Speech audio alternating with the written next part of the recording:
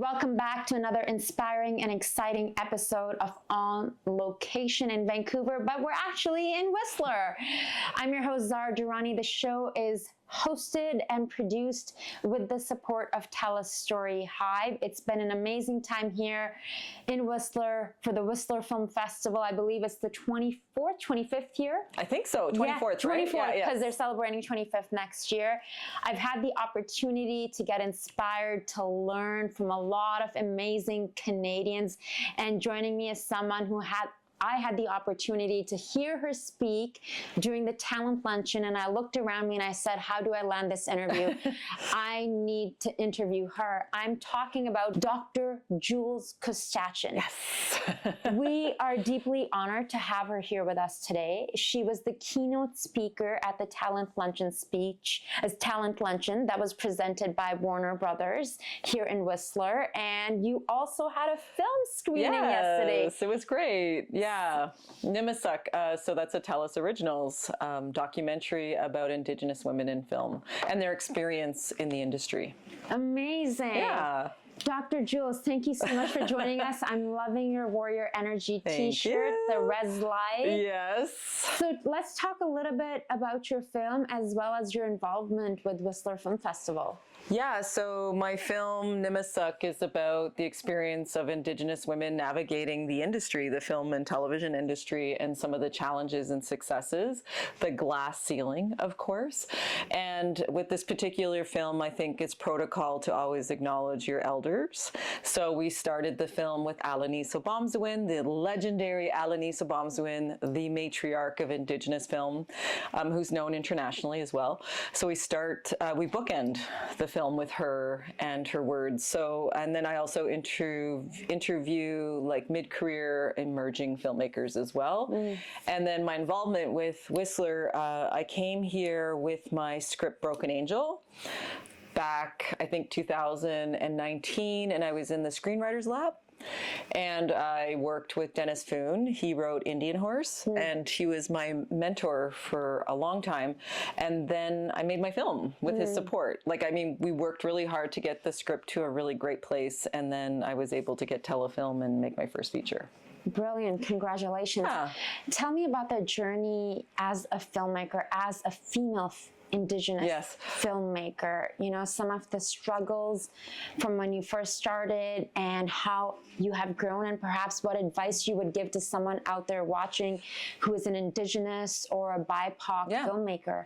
I think the big thing, we're definitely seeing a shift in the industry, more opportunity.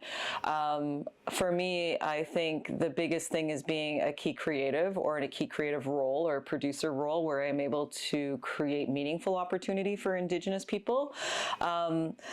Definitely, my experience has been kind of up and down. I feel like a lot of BIPOC folks are cornered into self-producing, which means they have to finance and produce and then direct and then, you know what I mean? They're doing all the jobs as opposed to being a for-hire director where you go on and the budget's already there and you get to focus on the creative, right? Which is ultimately what you want.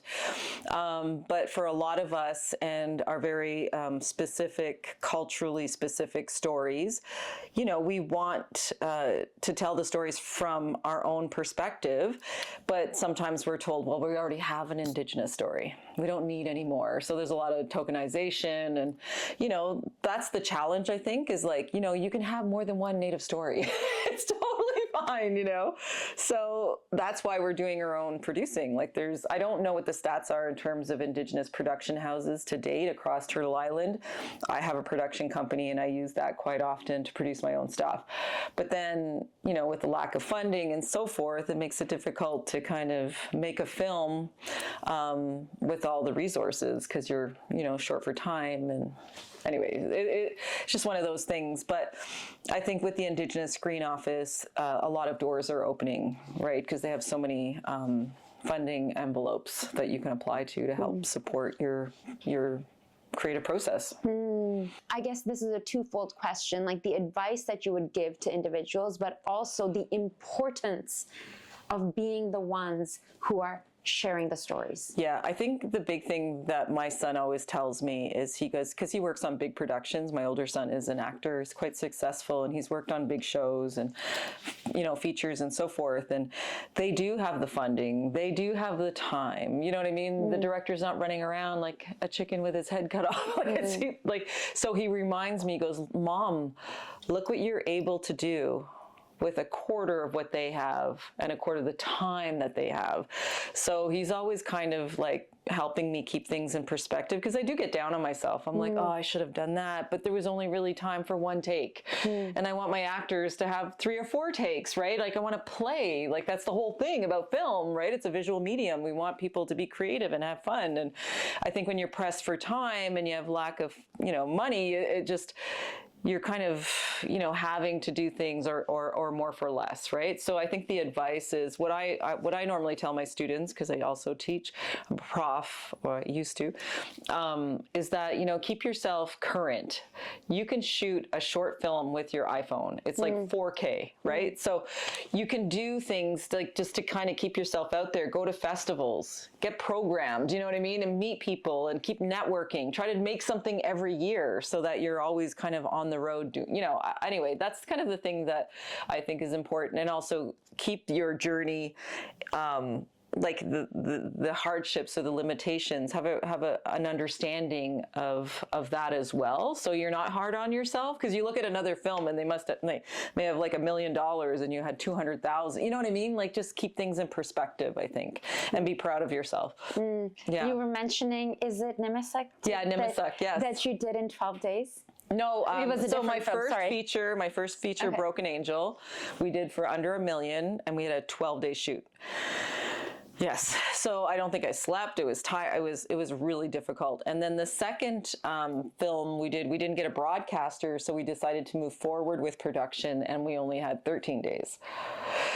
You know what I mean? So Wow. yeah, so it's like, and then that's why my son's Are you always taking like, time off in between, or just going straight? yeah, you take time, right? Yeah, Because you got to yeah. get things financed Yeah. and stuff. But that's where my son is like, Mom, you had 13 days. Look what you were Yeah. able to do with 13 days. So be proud of yourself, Yeah. So he always says that to me, because he does work on bigger productions. He knows how much time and luxury there is, right? So, yeah. When did you know that you wanted to get into film, that you had stories to share?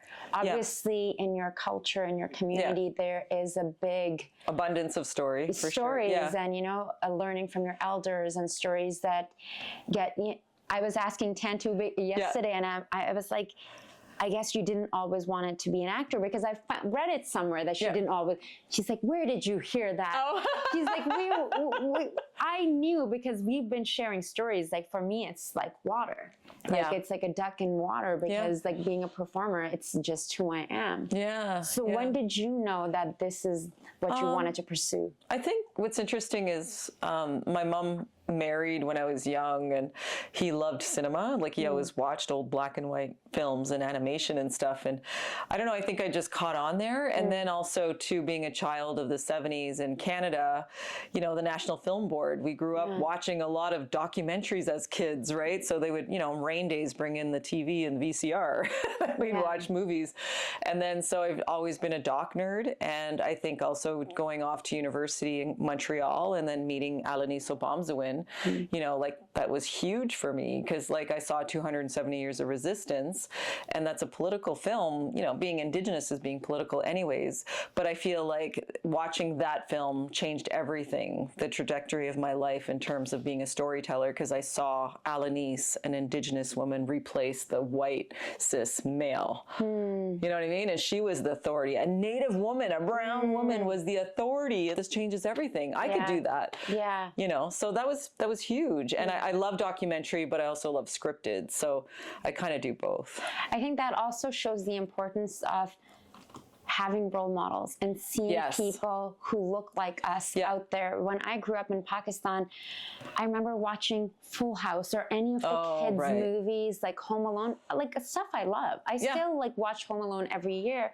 However, when I don't see someone who looks like me, or when I did once in a blue moon, that person was driving a cab or was a cleaner and had a big accent, and they're portrayed to be that they're not educated. Yes. So I'm grateful things are changing, but it's slow progression. Yes. I would love to hear, especially for you in your community, because, you know, speaking to other individuals I've interviewed, like Tantu, it's like in her career, it's like from when she started to now, and still so much work needs to be done. Yeah, I think it's because people need to give up their chair. Yeah. As Jessie Anthony says in my film Nimisak, she goes, people just got to move now. You know, like there's just, and hire us. And correct me if I'm wrong, for me, like I find like for a South Asian or Muslim or Middle Eastern man versus a woman, because then you have the other layers. Yes. That as a female, there's like, and then especially when you're on camera, talent, like there's all the layers of this is what I have right now. Intersectionality, yes. Yes, this is what I have right now. I have to make the best and squeeze all the juice that I can out of this right now, because I don't know. I understand I need to trust the universe and trust. Yeah, but life is different. Yes. You're not walking as a white settler person through this world, and that is the reality, right? And it's like, so of course we have to, you know, we have to work through that. We have to navigate it. For sure. That makes sense. Can you share a defining moment or project in your career that really solidified your voice as a storyteller? I think the big thing for me was working with the National Film Board and making my feature Wapake, which is now available online and also available in the US, which is great. Working with the National Film Board and working with Terry Snellgrove, who is my producer, it was really nice just to focus on the creative and not have to produce. I was like, is this what it's like? Wow, I could just focus on the creative. And then I was able to kind of really unpack a lot, because it's about residential school and it's about intergenerational trauma and healing and resiliency. But I think with that experience, I was able to kind of breathe through the creative process, not rush, because I know you're talking about rushing. Yes. We're always having to rush. Yeah. But that was the first time where I felt like, oh, wow, is this what it's like? I can actually take the time and do a studio shoot and think through different shots. I'm not like being pressed that we're, you know, running out of time because we have no money. So that was really good. And I think with Wapake, you know, we won quite a few awards with that film. It is really an impactful film. It's a documentary, and I'm just really proud of it because it's very raw. And then I'm also interviewing my mother. You know what I mean? And I think I was really scared, you know, about talking about my experience, about intergenerational trauma, being her daughter, because I didn't want to take away from the residential school survivors experience. But I felt, you know, I'm in my 50s now, so it's like, no, I think it's our time. Like, we're able to kind of clear space and have dialogue about being their children. So that's the importance of that film. So for me, and also with Alanis, right? She's with the National Film Board, and then she was able to, like what we did in Nimisak, is we have a scene in there where Alanis, the legendary Alanis, is watching Wapake in a theater at the National Film Board that's named after her. You know, so for me, that was like full circle. Here we go. I got 270 years of resistance that changed my life forever. And then Alanis is sitting in her theater at the National Film Board watching my film by the National Film Board. Like, what the hell, right? Yeah. Like that was huge. Like, I think everything comes full circle, you know, and as you get older, you know, I mean, things are a little bit slower as you get older too, because you start to get more comfortable, and then you're not apologizing anymore. Like, screw apologizing. Yeah. Be who we are. Like, we're friggin' warriors because of all the that we've gone through. So now it's time that we are able to kind of enjoy those successes. And that's a good place to be, like an auntie. 100%. And, you know, unapologetically taking space, using your voice. And that's why film is such a powerful medium, right? So I feel like we get to change history. Look at Alanis's film. She's changed legislation. Yeah. You know, so there's a lot of power in using our voice. And I really, really hate when people outside of our community come in and say, oh, I'm giving you a voice. You're not giving me a voice. You just haven't been listening. Yeah. Maybe take responsibility for the fact that you don't listen. We've been talking. The reason why we're here and we're still here is because we've been talking the whole time. We've been fighting. We've been active. That whole thing that, no, I'm going to empower you. Really, you're going to empower me? It's the you don't know what I've been through? It's the white saviorism. Let's call it what it is. You know, it's like now to make you feel good. Yeah. Like, thank you so much. You're not giving me a voice. Yes. And if you say that again, I'm going to lose it. Because no, I've had this voice since birth, and I have it from my ancestors. Yeah. That's who I thank, or all the women before me. Yeah. Amen. This becomes a revolution, right? Yeah, no, 100%. How would you say your background, your Cree culture, your connection to your community shapes? And I think that to me is so fascinating because coming from Pakistan, you know, Pakistan and India, the whole colonized by the British, 100%, and not so long ago. Yeah, like, I know. Pakistan's been a country since only like independent now, which is it's beautiful. the 1940s. Yeah. Like, but for us, when it comes to shadism, when it comes to, you know, it's like I remember getting told, don't go in the sun in the summer, you're gonna get dark. Like the whole idea of like beauty is connected to whiteness. Whiteness. Eurocentric. Very, very much. And that's internalized colonialism. 100%. That is internalized. And then I think, you know, there's oh my goodness, Fanon. I don't know if you ever read Fanon, but you know, it is something that we do. We police ourselves. We no longer need to be policed because we do it to ourselves. Yeah. You know, and that is really the sickness, right? And that's why this whole thing about decolonizing means that we need to do the work ourselves and be proud of who we are, right? And your question was, sorry. What did you say? It was a good question. Yeah, too. it was a good question. I think it was in the heat of the moment.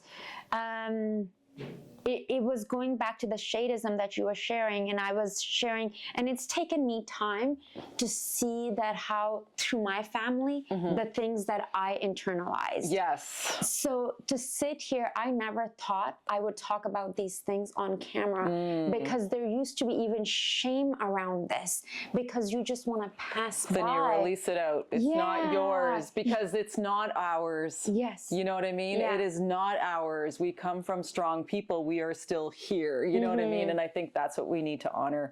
And that's the thing is like decolonizing the self it's a lot, and that's the emotional labor. Storytelling definitely is something that is cultural. And, you know, it's orality. We come from an oral tradition. A lot of Indigenous communities around the world do. So I feel like it is definitely an act of resistance because story carries agency. It has the power to change perspective. But that happens when there's a connection to the truth. When people come in and they tell a story that's not of their own, you can tell. When you tell your story, when you're talking about your experience, that is a place of truth, and that's where people are engaged. Because you're speaking your truth. And that's why film is such a powerful medium. And when we're the authority, when we take that camera in our hand, then we're authority in that storytelling practice, which means we get to tell the truth. How do you balance all of this? You know, representing your community, your personal life, being a creative, how are you balancing things? Well, I'm kind of an empty nester right now, so that's interesting because I've been a mom since my early 20s. So my oldest son is 30. I've been a mom for 30 years, so I've had to put my career on hold so many times. You know, it is what it is. You become a mother, but I was able to keep my foot in the door, and you know, it is a hard thing, and then go through university and PhD, and I honestly don't know how I did it. I just think it was survival mode, like you're talking about. We go into this mode of trying to get everything done, and then, but the risk is burnout. You know, so now I'm at a place where my kids are all grown up. My two youngest, the twins, are off to university. Now I'm like, okay, like who is Jules? I've been a mom for 30 years, you know, and it's like, so now I'm like enjoying this. I'm just like, you know what? I am just going to be myself. I'm going to have fun. If you have a problem with me, that's not my problem. Like, I just want to live my life. And I've been living my life as a mom, but now I feel like I can kind of focus on myself for the first time. Do you know what I mean? And that's empowering. Like, but then the thing is, we were talking about earlier off camera was this whole thing of being an older woman navigating this space that really is for younger folks. And then there's ageism. And it's like, I just raised my kids. Give me a break. You know what I mean? I did that for 30 years and now I'm free. And now you're saying I'm too old? Do you know what I mean? Like, that is difficult. But I mean, I feel I'm very proud of being my mom. I'm very proud of being a mother and of all my children. But it's just interesting how life kind of plays out, right? Like it really is. I'm going to take any opportunity I can. I want to have fun now. Like, and continue until like forever. Because like Alanis, 91. Yeah, no, 100%. Like it's like I was so inspired by Tantu, and like, you know, just like even this. Like you can have the empty nester, you know, we were talking about the conversation of beauty and like all of that. We can have that, and then despite it, show up. Because when I hear stories like you, when I hear you speak, and I'm like, that can be me one day. Yes. Well, thank you so much for taking the time. Thank you. I really appreciate it. I know your schedule is really busy during the festival. Before we let you go, what would you like to be remembered for? That I'm funny. No, just kidding. I'm just kidding. I know, I realized that lately. Like, people are like, you're funny. I was like, I am? Well, I just laugh at my own jokes. No, I think for me, it's just like, you know, I'm definitely, I've had a lot of mentees over the years, and I've had a lot of, you know, students who are still in my circle. Just that, you know, I really hope that I'm remembered for contributing to Indigenous cinema, you know, as an Indigenous archivist or whatever you want to call it, just somebody who really cares and wants to see the next generation succeed. Beautiful. Yeah. Well, thank you so much, Dr. Jules. It's an honor. Thank you. Thank you. Awesome. Thank you. Well, thank you all for watching, for tuning in. I'm your host, Zara Durrani. The show is produced with the kind and generous support from TELUS Story Hive. Until next time, I'll catch you on location in Vancouver.